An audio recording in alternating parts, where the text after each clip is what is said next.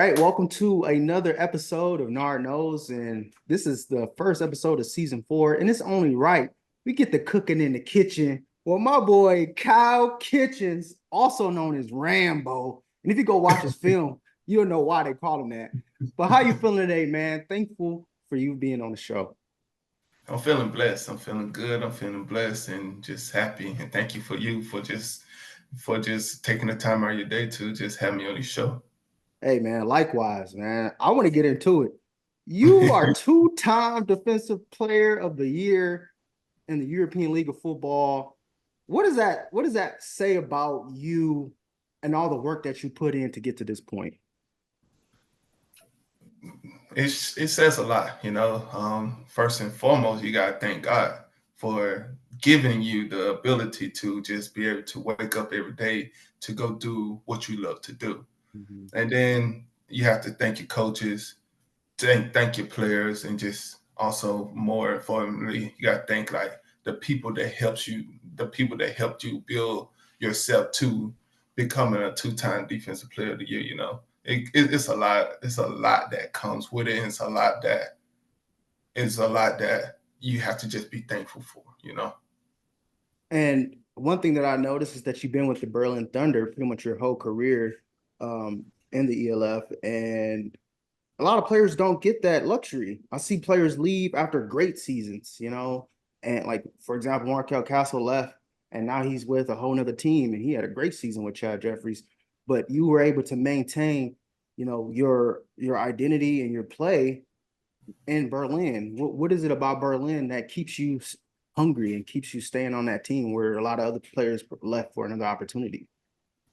Coaches, organization, the people behind the scene that you just don't see, volunteers, physios, our nutritionists, and also my teammates, just able to keep my teammates together. Me and some of my teammates been playing together for 3 years. So that's a brotherhood that we built along this ride. So you don't want to leave them and the fans, you know, always the fans, because they the ones who's coming to the game to like support you. So that support system is just incredible, you know.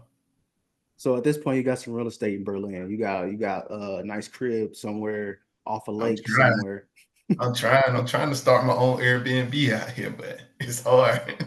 Hey man, well talk about Berlin. Over in the States, like they don't. We so whitewashed over here, man. Talk about Berlin and what it offers the city. Berlin is a like unique spot. It offers many things. It's very like open to different cultures and everything. Um, Most people that are probably like 25 to 30 years old, probably 30 and less, they speak English, but people who are like 50 and older, they're more into like the real like German old ways and everything.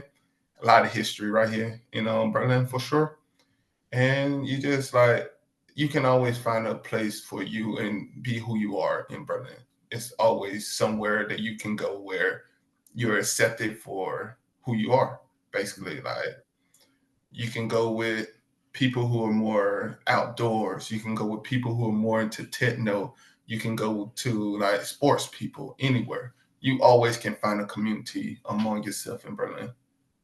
Over in the States, the whole Germany, USA beef from years ago from wars we weren't even alive for. And and it's like a one-sided mentality where Americans aren't welcome in Germany, or just out overseas in general. What has been the barrier that you have seen, and then how have you been, treated? Obviously great, but off the field, what has been your experience? Off the field, I stay to myself. Mm. I don't go looking for anything that's gonna be weird to me. Of course, I done been out a few nights and everything, but it's just like living at home. Like because I'm from Atlanta, so if you go look for trouble, you'll find trouble. Just like in Berlin, if you go look for trouble, you'll find trouble. But if Mhm. you just stay with positive people around you, yeah, you really have nothing to really worry about.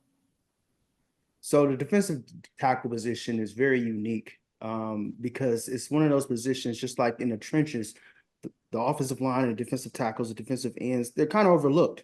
And you really don't get the type of credit that you deserve unless you get a sack or unless you get a forced fumble or unless a play. But there's like 1,000 of the plays in a game that happens that don't necessarily require stats that allows another teammate to be successful. What pride do you take in playing that position? I've taken a lot of pride. Um, it also shows the way you get your ranked up is how many people it takes to block you. What's the game plan to coming to you? Are you an impact on the field? Is your linebackers able to make the tackles? Is people like it just like what impact are you on the field? Like after the games, are coaches talking to you like, hey, yeah, we really had the game plan for you. We had to really figure out where you was gonna be at the end, defensive tackle, passing downs. What do we have to do to like pretty much stop you? So Mhm. I think you gotta take I think I've taken a lot of pride just to help my teammates with it. Starting out when you first started playing football to now, what were some of your natural talents? And then what were some of the techniques and such that coaches have helped you manipulate to become the masterpiece that you are today? So I think my natural talents was like, especially just like growing up as a kid, you just love to be outside. So that includes like running, having fun, playing different types of games like hide and seek, um, tag, freeze tag. I don't know anything. Um, Talking, communicating with people and everything, and just like being very, I guess, being happy. Like Mhm. just being happy and everything. My coaches helped me develop besides like my strength and everything. They helped me develop like technique wise. It's like find your place on the field. Find who you are on the field. Find out what makes you good on the field. So like find and when I'm playing like DN, D tackle, sometimes outside linebacker, find something that we can build off of. So we built off of like me just being a pass rusher, you know Then once that got checked out, they started helping me with the run game, start helping me with how to go underneath blocks, how to squeeze down the tackle, how to like do all these things to help you with that. So I think me just by being outside helped me develop into just like, okay, learning different things and still being able to be in my natural field of just still being outside of just having fun in the game. Walk us through your because you're a veteran now with the Berlin Thunder, and that means that you know the process of getting ready to get back into season mode, and that requires you to fly overseas, and that's like a 8+ hour flight, I would presume. Walk us through your day-to-day to prep for the season and getting ready for that trip back overseas. Day to day. Okay, so Monday, if I'm at home, definitely I go help like the players that are in my high school coach and everything. And then I coach lacrosse in like the springtime.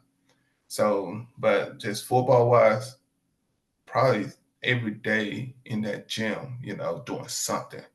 I might take Fridays off, but every day, Monday, Tuesday, Wednesday, Thursday, in the gym. That can be working on legs on Monday, shoulders on Tuesday, more of the chest area, core on Wednesday, and then like back on like Thursday, and then like sometimes Friday is like a full day. Mhm. So like when I get home, it'll be like take like 2 or 3 weeks off, but then go back into the gym. Start calling my coaches. Hey, I want to set up like film meeting with on you right now. Can we talk about what can I do better for this season? Can we talk about like what some things that can we watch film of myself of the previous season? Because I feel like you have to learn from your mistakes. Like how can I get better if this happened again? How can I get better if they come with something like this again for this year?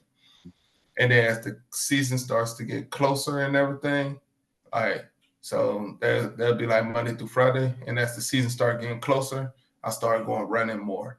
So running on the weekends, sometimes going to play 7-on-7 on the weekends, like Saturday. And then like in Saturday and Sunday, and then back to the gym on Mondays. So What skills are absolutely necessary to be successful as a defensive lineman? you gotta have a motor. I think a motor, hard worker, dedication, but most of all, the motor and What that mindset. You gotta be able to be on that. You gotta be somewhat crazy to be like, I'm about to be battling with somebody the same size or maybe even bigger than me every play, every down. And I gotta make sure he doesn't get an inch, 1 yard. I don't even want him to think that he's able to deal with me on this football field. And that motor comes from, I want to make sure that in that fourth quarter, when I look across from you, you're gonna look tired and you're gonna see me right across from me, still trying to go as hard as I can, And I want to make sure that I want to make sure that when I when I'm on the field, I want to dominate. I just want to just dominate no matter what, and just make sure that you're just unstoppable every play. Like was yeah. there ever a time where you sucked? Like, was there ever a time where you was just bad? Like, we got to go Uh, through the archives for that. uh, 10th grade, yeah, 10th grade when I was in high school and first year starting varsity.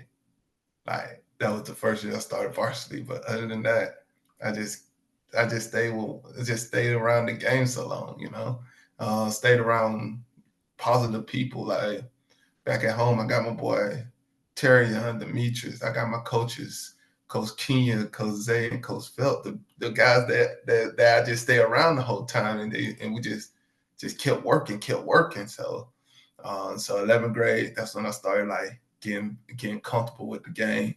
12th grade, then just history and then the history was just telling itself. So, but I was when I started when I started opening up about football was probably like sophomore year in college.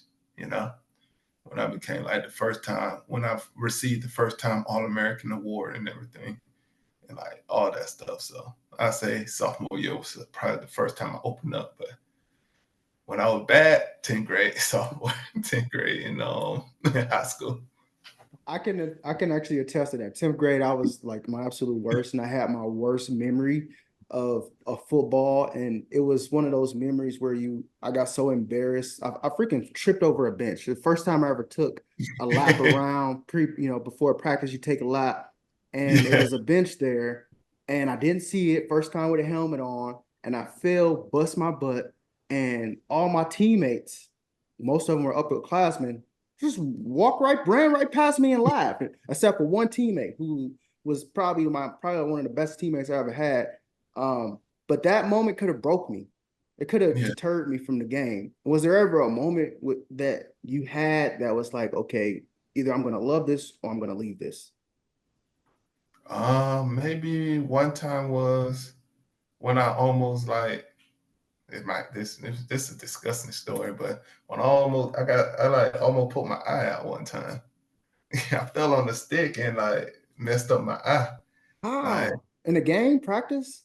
walking, we young boys and young boys in the neighborhood, and we Mhm. walked a pathway, a shortcut. We walked a shortcut and Mhm. fell in the creek because I slipped. Of Mhm. course, myself had on flip flops and everything, just walking because Of course. you know the shortcut. Mhm. I fell in the creek, and then first thing I did was like hit a stick and then messed up the inside. And then, but of course, nothing happened and everything like fortunately was pretty good. But it caused me to miss one game. But then once I got back, I just kept working and everything. So that's Nice, it pretty much. nice. Um, I think that's all. That's it. When overseas became a reality for you, was how did your family react, and then how did you mentally prepare to go overseas, coming from Atlanta, you know, and then going to Berlin, and I mean, in essence, ending up in Berlin. My family was, I say, hesitant because they didn't know too much about overseas. They didn't know how the people were. They didn't know how you got this opportunity. Only thing my family knew was NFL, and some of my family knew like the CFL, you know. But they just were like just hesitant of how you live over there. What is your plan? Like how much money you're making? What's all these things that you can't do in the States? And so I had to like block it out and just take my chances, just take my chances to go overseas. And one thing I always told myself that whatever happens, if I feel uncomfortable, I would always come back home. So that was not the hard part. I will always get back home. So I think you just have to just make sure that you can block out your family and just take a chance one time. Just take a chance. You never know if it could be good or bad. But I know some people had bad experience, but I always had a great experience just by keep coming over here and everything, and just keeping up to date with my family throughout. I gotta ask, because I've asked this question before with previous star athletes in your league, and I always ask, you dominated, and I don't think there's not many, very few athletes in the European League of Football that has accomplished what you've accomplished, and you seem to have found this league as your home.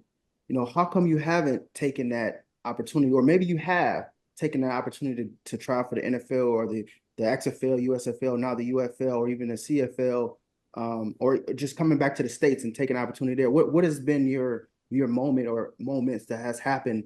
Well, have there been an opportunity, and then what has been the result of why you've stayed?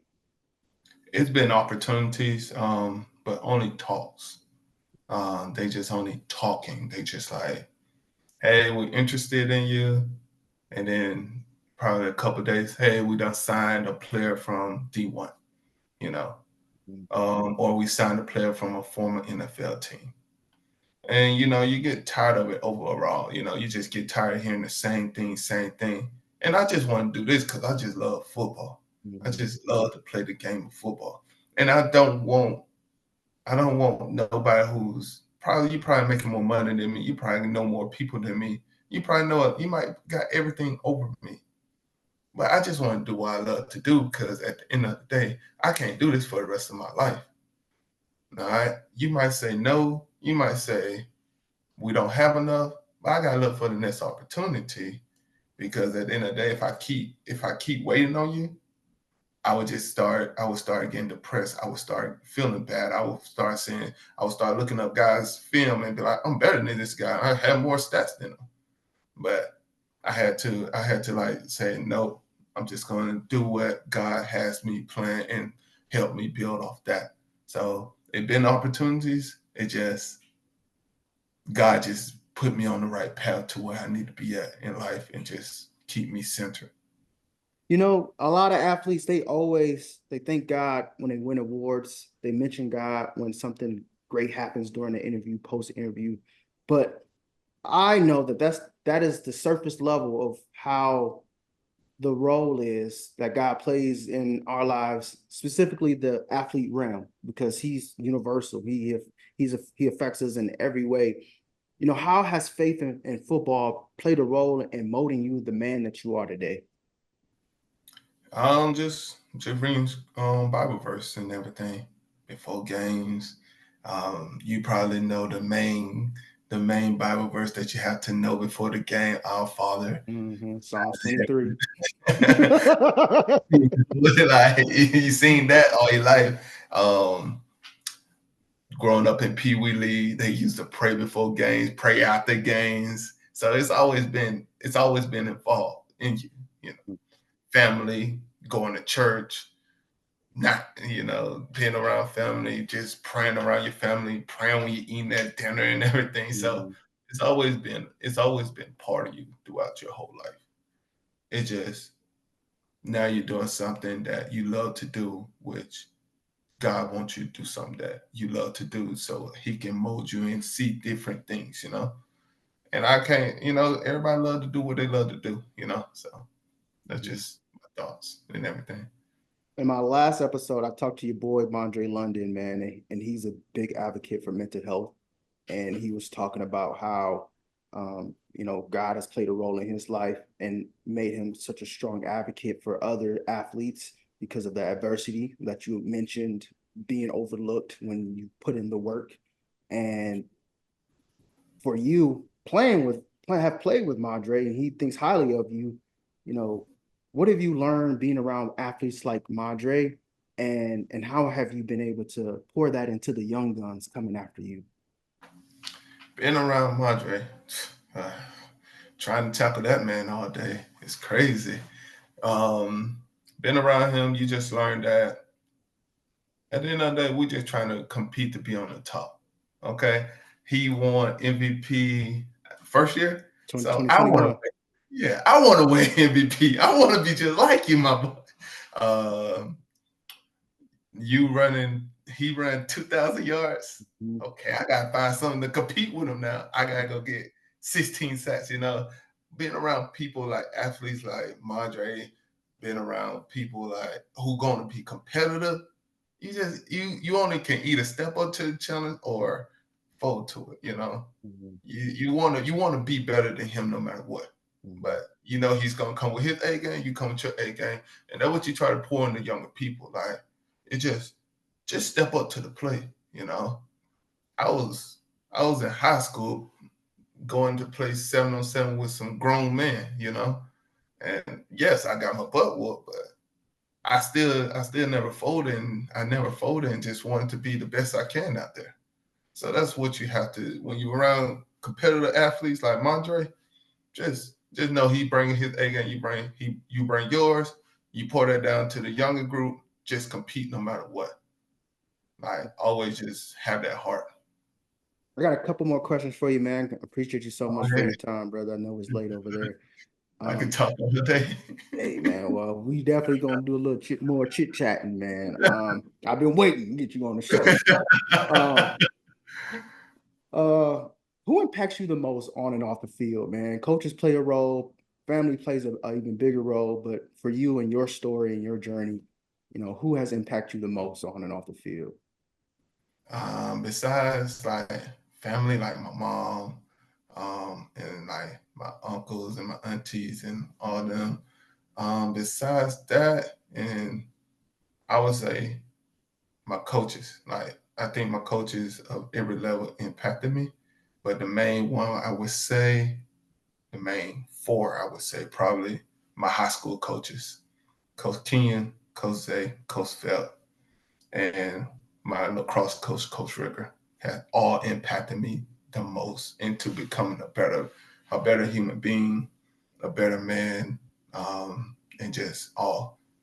And out of them four, Coach King for sure. He just always became a mentor to me, always stuck by my side, even when I was in the wrong. And sometimes he still stayed by me and just molded me to becoming the person I am today. So yeah. How important is it for young men, especially young men who may not have a strong foundation at home, to have those Pee Wee League coaches or those high school coaches? And sometimes, those athletes don't even make it to college to even see what that's like for with college coaches. But how important is it to have those role models right there in your face, not only telling you what to do, but also showing you and living by example? I think it's very important. I think with what's going on in the world today, I think you gotta have somebody that you can just be yourself around. You gotta let your energy out sometimes. You can't hold in all this stress. You can't hold in everything that comes in that the world is trying to take away from you. You have to really like have somebody that you can go to anytime, any day of the week, one phone call away, and that person is there. It can be your best friend, your mom, coach, anybody. But I do feel like you gotta have a role model in your life to help you become successful. What is Now, it? depend. Oh, go Go ahead, ahead. brother. I just got a bunch of questions in my head. Go ahead, finish. No, you're good. Depending on if it's positive or negative, I just think you gotta have somebody to have an outlet for you. Now that you are where you are in life, this chapter in your life, if you could, put it into one word, what would you name this chapter in your life and why? Grateful because a lot of this stuff, a lot of this stuff can be taken away from you any time of the day. You know, any one wrong move can be gone for, can be like bad for you. Anybody, any bad connection you done made in the past can probably come back and just come and get you. So I'm just grateful and blessed. Because any day it could be gone. That kind of I brought up this. That gave me an idea of this question because I don't know if you noticed, but a lot of athletes, young athletes, have been dying. Like Kyrie Jackson, the Minnesota Vikings rookie, passed away in a car accident, and he had two other athletes with him, D1 athletes who are still in college, and that was just another wave of athletes that have lost their life to unnecessary, irresponsible acts. What advice do you have for those athletes who especially now with the NIL deals in college have all this money and access, rightfully so, because I've been a student athlete, you know what it's like to be a student athlete, it's hard. But what advice do you have for those kids who now have this well-earned money but have all this access as well that could lead to foolishness? I say you just got one. Just watch out for your surroundings. Okay, you have a like RP, no disrespect and everything, but watch out for your surroundings. Watch on who you bring around you. You know, and you have to be careful because at the end of the day, you have all this money, and your only goal is what people underestimate is once you leave the house, you're never guaranteed to make it back. You can put yourself in the best position to make it back, like drive in the daytime. You know, nothing goes on in the daytime that can't go on at nighttime. Bring people along who gonna be positive influence to you. Okay, I know some kids probably drink and drive. I know it's common, but bring on somebody who's gonna be a DD or be smart and just be like, hey, let me get us an Uber, you know, let me get an Uber. Let me be back home by 9, 10 o'clock. Because anything after 11, 12 o'clock, you put yourself in harm's. And it's not you being a bad driver. It's not you. It's the people around you. You know. I think Minnesota kid, sorry he lost his life, like RP and everything. And just still though, he still got sideswiped, you know. And that's causing from somebody else. It's just like nowadays you gotta really watch out for your surroundings. And that's the crazy thing. Last but not least, man, and that was very inspirational. That's definitely gonna be a reel. Um, uh, what has been your proudest moment on and off the field for Kyle Kitchens? There's so many. Dang. I never been asked that. Well, maybe. Uh, Proudest moment is when you see kids, um, you see unique people. Everybody. You see unique people and they're cheering you on. Of course, your most proud is always going to be making your mom happy and everything. But I think kids and seeing unique people cheering you on is the most amazing thing. And that's the proudest thing. We're gonna drop the mic right there, then, my guy. Appreciate you so much for joining the show, man. Long awaited. I cannot wait for people to be able to hear your story, and I'm definitely inspired. Thank you so much, brother. And stay healthy and go and win some more games rest of the season, man. Tell Jacob I said what up. Yes, sir. I'll tell Jake you said what's up. Thank you for having me. Thank you. Yeah, yeah, yeah. Nard knows. Yeah, yeah. He manifested this, I swear he did. Nard knows, bring the story to the visual. Global, kick it with the athletes, good promo. Dope show, listen while you working. Speaking with a purpose, subscribe now, don't keep scrolling. Catch him on the web like Toby. Nard knows, inspire we like Kobe. Nard knows, Mamba mentality potent. From the streets of Detroit to TV, Nard knows. Yeah, yeah, Nard knows. Yeah, yeah, yeah, Nard knows.